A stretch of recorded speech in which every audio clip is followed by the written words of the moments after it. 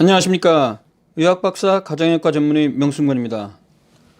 명승권TV, 오늘은 가열담배, 일명 관련형 전자담배에 대해서 알아보겠습니다.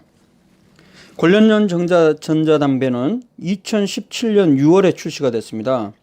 작년 기사를 보니까요, 관련형 전자담배 인기, 액상용보다 덜 유해하고 맛도 좋다, 이렇게 기사가 나와 있죠. 가열담배는 담배의 해로움에 대한 근거가 쏟아져 나오니까 담배 회사는 전자담배에 뒤이어 가열담배를 출시하기 시작했습니다. 1988년 첫 출시되었지만 2014년도부터 대중적 인기가 상승했죠. 가열담배는 영어로 Heated Tobacco Products, HTPS 혹은 Heat Not Burn Tobacco Products라고 합니다. HNB 프로덕트라고 하죠.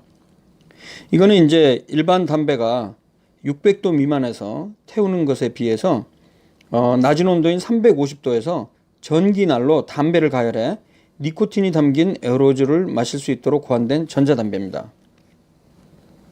가열담배의 종류는 아이코스, 필립 모리스에서 만드는 것이죠.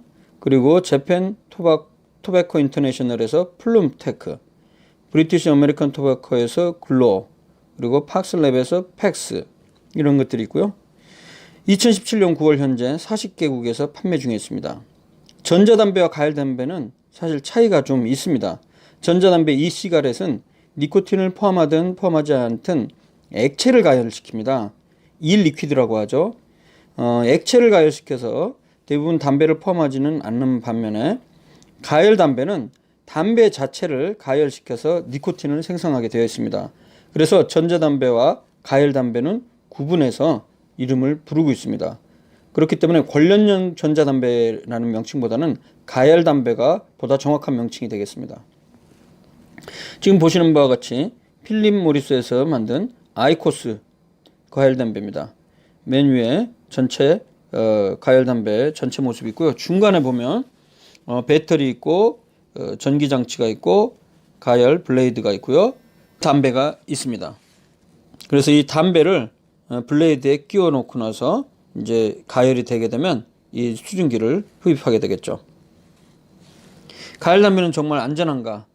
아이코스를 만드는 필립 모리스 담배 회사의 주장은 다음과 같습니다. 담배를 태우지 않고 가열하는 혁명적인 기술로 연기, 재, 냄새 없이 담배의 진정한 맛을 제공한다. 그리고 일반 담배보다 안전하고 일반 담배에서 아이코스로 완전히 바꾸면 담배 관련 질병의 위험성을 줄일 수 있다는 과학적 연구 결과가 있다. 이렇게 주장을 하고 있죠. 아이코스는 참고로 I quit ordinary smoking. 즉, 나는 일반적인 흡연을 끊는다. 즉, 기존의 관련형 담배를 끊고 이 가열담배로 갈아타겠다. 이런 의지를 담은 제품명이 되겠습니다. 과연 가열담배 안전한가? 2017년도에 자마 인터널 메디슨이라는 국제 학술지에 이런 논문이 나왔습니다. 일반 담배와 아이코스 가열담배와 이 들어있는 화학물질을 비교했는데요. 특히 이 화학물질 중에 특히 발암물질과 관련한 부분도 있습니다. 그래서 비교를 해보면 결론적으로 아이코스로부터 나오는 연기에는 열 분해로부터 생성되는 휘발성 유기 화합물, 다환 방향족 탄화수소, 이건 이제 일반적인 또 발암물질과 관련된 거죠. 일산화탄소 등 일반 담배 연기에 들어있는 같은 해로운 성분들이 포함되어 있다는 것입니다.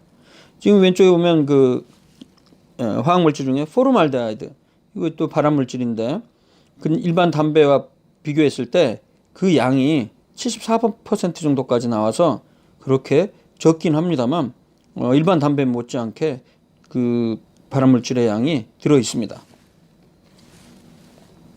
그래서 가열담배는 일반 담배보다는 적지만 그와 유사한 화학물질과 발암물질, 니코틴, 일산화탄소 등이 들어 있습니다. 담배 회사는 자신들이 시행한 연구 결과를 바탕으로 일반 담배보다 독성물질이 적은 가열담배는 일반 담배보다 덜 해롭다고 주장합니다. 하지만 현재로서는 가열담배가 일반 담배보다 덜 해롭다는 임상적 근거는 현재까지 없습니다. 물론 충분히 해로운 물질이 일반 담배보다 적기 때문에 덜 해롭다고 주장을 할 수는 있을 것 같습니다. 하지만 담배 회사로부터 독립된 제대로 된 연구가 필요할 것 같습니다. 또 하나 중요한 문제는 가열담배가 일반 담배보다 독성물질이 적다 하더라도 비흡연자보다는 가열 담배를 피우게 되면 건강에 해로울 가능성이 당연히 높기 때문에, 그리고 가열 담배로 바꾸는 경우에는 완전히 금연할 기회를 놓치거나 늦추게 됩니다. 그래서 가열 담배로 인한 간접흡연의 잠재적 효과 역시 연구를 통해 확인이 필요합니다. 그래서 세계보건기구 WHO에서는 가열 담배를 포함해 모든 형태의 담배 사용은 해롭기 때문에 담배 규제 협약에 따른 정책과 규제를 마찬가지로 적용해야 된다고 강조하고 있습니다. 사실 이 가열 담배는 본격적으로 대중들이 사용한 지 5년이 안 되었기 때문에 과연 안전한지 혹은 금연 효과가 있는지는 사람을 대상으로 한 관찰 연구나 혹은 임상시험을 통해서 확인이 되어야 하고요. 안전하다고 입증되기 전까지는 그 사용을 권장하기가 어렵겠습니다. 실제 제 금연 클리닉 외래에서도 가열 담배로 바꿔서 6개월 혹은 1년째 계속 피우고 있는 분들이 있는데요. 물론 어떻게 보면 그냥 일반 담배보다 덜 해로운 물질이 적기 때문에 건강에 덜 해롭다고 우리가 추정을 할 수 있겠습니다만, 담배를 완전히 끊는 것에 비해서는 당연하게도 해로울 수 있기 때문에 끊는 게 맞다고 생각합니다. 또한 가열 담배를 피우시는 분들의 경우에 또 일반 기존의 담배를 같이 피우는 이중 사용자가 사실 많이 있습니다.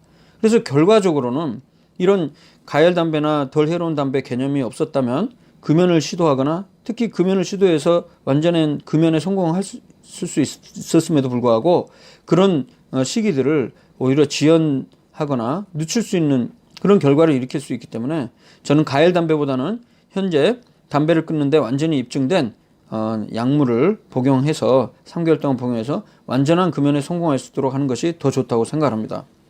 다음 동영상에서는 담배가 건강에 미치는 영향, 그리고 담배를 끊는 중요한 아주 제대로 된 방법, 비법에 대해서 말씀드리도록 하겠습니다. 감사합니다.